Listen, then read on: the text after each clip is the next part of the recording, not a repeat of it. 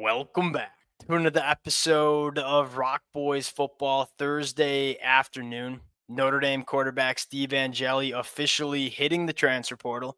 And I think everybody who follows this sport pretty closely immediately looking at the Tennessee Vols. Now, with the Nico saga officially over for Tennessee and Josh Heupel being very clear that we want to add one more arm to the quarterback room going into 2025, Steve Angeli to me is the best quarterback currently on the market. And I think for Josh Heupel in Tennessee, the discussion internally is, are we going to see other quarterbacks hit the market over the next couple of days? Is Steve Angeli the best it's going to get? Because when I look at this situation, I think Steve Angeli to Tennessee makes a lot of sense for a couple of different reasons, but he's not exactly an elevator of an offense that Tennessee might be looking for. Now, if I were to sell the Tennessee fans on Steve Angeli, it would probably start with this. This is a guy that has not played a ton of football, which is probably not ideal for Tennessee's situation. You probably want a guy that's played a little bit more than Steve Angeli.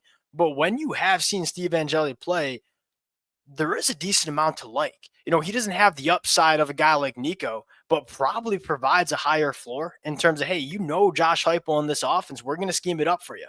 And we're going to give you the throws, and you just got to go make them.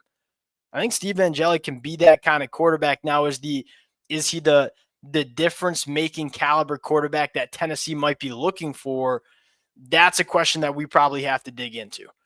Now, I want to start with talking Steve Angeli, talk about what that fit might look like, talk about a few other quarterbacks that could be options for Tennessee. Before we get into it, as always, the Tennessee fans, y'all let it fly in the comment section. I've been having a lot of conversations with Tennessee fans over the last couple of days, and the quarterback board for each Tennessee fan is a little bit different. And I think that's what makes it so fascinating to talk to each Tennessee fan. Would love to hear from you guys in the comment section. Quick shout out to the Tennessee fans too. We've obviously talked a lot about this program, and y'all have been extremely supportive to the fellas. Appreciate you guys. If y'all do enjoy the content, consider subscribing to the channel. Let it fly in the comment section. Without further ado, let's start with Steve Angeli. Now, let's talk about potentially the biggest selling point for Steve Angeli, and that is he's not a quarterback that it's going to take nearly $2.5 million to come in and be the quarterback for you at Tennessee in 2025. He's a guy that, and this is arguably a very important conversation where go look at the most successful Tennessee offenses, or more importantly, go look at the most successful Josh Heupel offenses that we've seen. Yes, there's no argument that having a good quarterback helps, but we've seen Josh Heupel have success with quarterbacks that are not elite. And I think the more important conversation when you're talking about a Tennessee offense is, hey, what does the offense look around the quarterback position? When you go back to Hendon Hooker, Hendon Hooker transferring from Virginia Tech, we knew he wasn't an absolute stud. And then he comes into the Tennessee offense, and Josh Heupel kind of creates a stud. Now, I think that had a lot to do with the amount of pass catchers and weapons that Hendon Hooker had around him.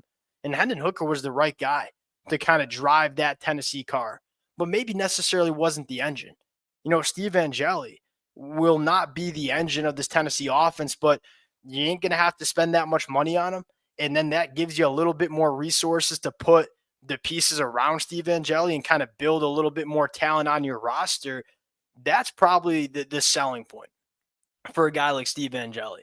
Now, I'm with a lot of Tennessee fans. This is not the most exciting possibility at the quarterback position. There's a lot of the other quarterbacks that we've talked about that would be a little bit more proven and a little bit more exciting. But this one does give you the ability to really build around Steve Angeli, not only for the 2025 year, but also, hey, we can divert some of the money that was going to Nico in 2025, and we can start really starting it rolling and get it rolling and building that 2026 high school recruiting class up.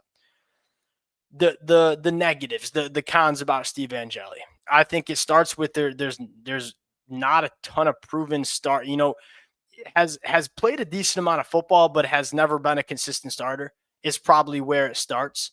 So you look at Steve Angeli and say you probably would want to inject a quarterback that has a little bit more significant starting experience into this Tennessee quarterback room. That's probably the first con.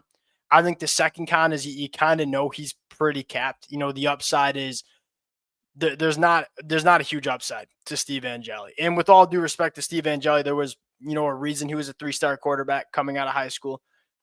There's probably a reason that he hasn't been the starter at Notre Dame, because that elevating part of his game, that playmaking part of his game, his ability to get outside the pocket and do some things that elite quarterbacks do is probably not there.